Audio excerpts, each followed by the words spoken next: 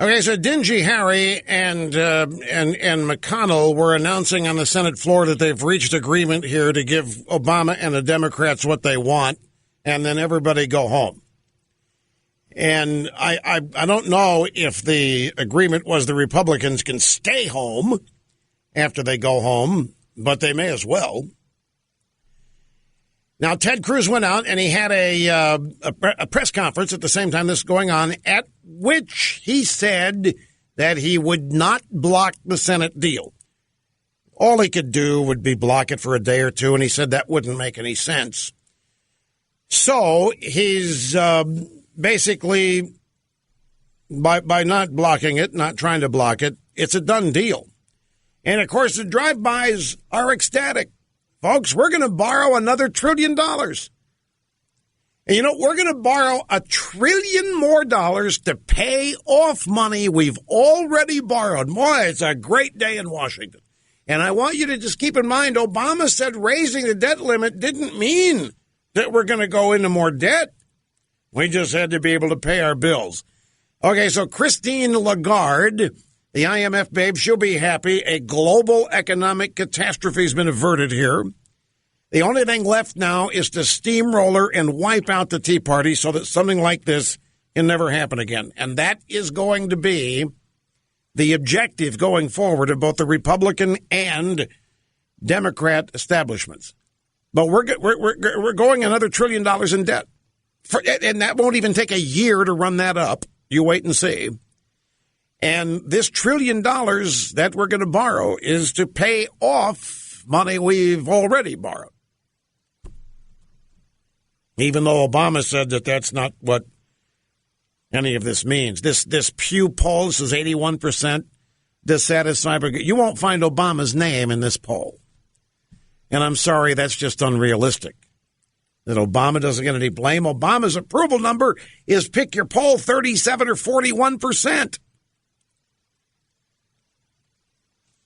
So it's a done deal, and it's now for the conservatives. It's regroup time, and I just want you to be prepared. There's going to be an all-out assault on the people that you think have done a good job, and by extension, an all-out assault on you. It's going to come from both parties. It's going to come from the media.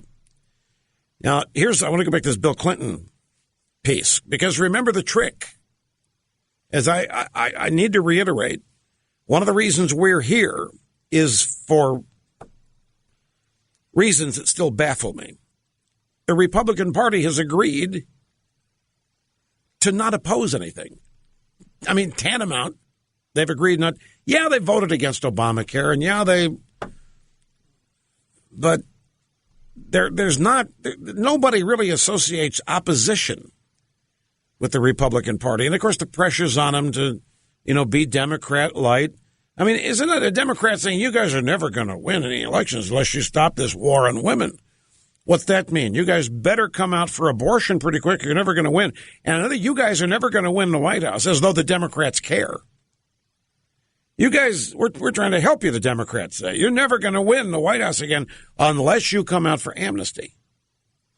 Really, so Democrats really want to advise us on what we need to do to win the White House away from them. The Democrats really want to advise us on how to act so that we take some of their voters. That's absolute insanity to believe that. And yet, amnesty is the next card to fall. Now that this deal has happened, you watch. There'll be a fast move in Republican circles to push comprehensive immigration reform, go all in now. I can't tell you what the Republicans think they're going to achieve, except this. I really do believe that some of this is oriented toward driving the conservatives out of the party. I really think some of this is oriented toward the Republicans actually seeking to get rid of their conservative base. And even if it takes 15 years in the wilderness to rebuild a new base of people who don't embarrass them, of people who are of the right temperament. Maybe that's what they're willing to do. Maybe they've got commitments from their donors to keep them afloat. If they just get rid of some of these wacko right-wing extremists, and we'll just go all in here. We'll try to put together a new base of really responsible, moderate, temperate, independent-type American voters. And we'll go out, we'll expand our demographics. We'll get a lot of Hispanics doing this by throwing away the Tea Party. And we'll get a lot of women voters coming back if we throw away our base. And we'll get the transgender and the lesbian, gay, bisexual groups. So we'll go out and we'll get the Indians that are ticked off at the Redskins. We'll get them. We come out against that. And pretty soon we're going to own the country, is the way they're thinking. And all they had to do to bring all that off, all they got to do is throw away their base. That's Christmas morning for them.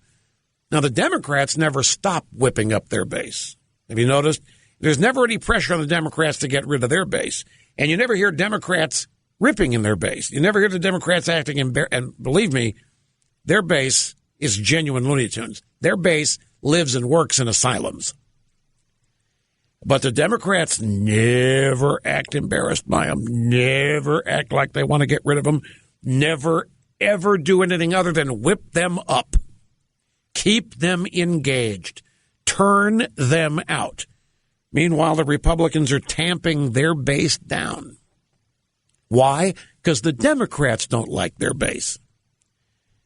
And it's more important to be liked by the Democrats within the Washington establishment, I guess, than it is to have the current base they've got. Now, about this trick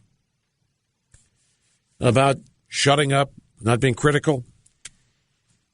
Politico story. Former President Bill Clinton is weighing in on the government shutdown, saying the problem is that constant conflict can be a big advantage for politicians at the ballot box.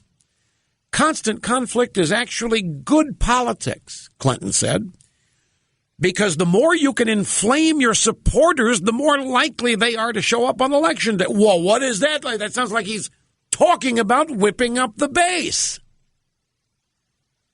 And if your supporters are more inflamed than the other side, even if the other side has more people agreeing with it, you'll win because your crowd will show up. Whoa. So while the Democrats and the media have the Republicans convinced that any criticism of Obama is bad politically, and any bickering and anything that reeks of partisanship is extreme, mean-spirited, racist, sexist, bigoted, homophobic, and shut up. Meanwhile, the Democrats are out doing the exact opposite. They're trying to whip their lunatics into a frenzy to get them to turn out and to get them to register other lunatics to turn out. Now, what Clinton meant this to be, I'm sure he meant this to be an attack on the Tea Party. But when you strip that motivation out of it, and Clinton's talking about conflict is good politics, of course it is. Conflict is good. Talk to anybody that sends out a newsletter on Wall Street, and you ask them, what is the one thing they do to gin up subscriptions? They predict a crash. They say the crash is right around the corner, and I've got the answers for you. Buy my newsletter. And subscriptions skyrocket when you do that.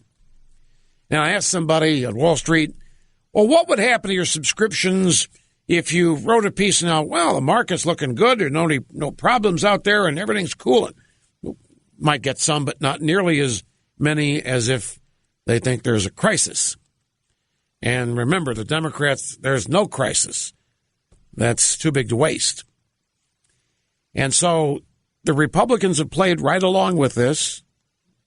I remain mystified. My only answer to this is that it is a purposeful effort here to get rid of the base. They really are embarrassed by their base or don't like the base. They're just not conservatives in the Republican establishment.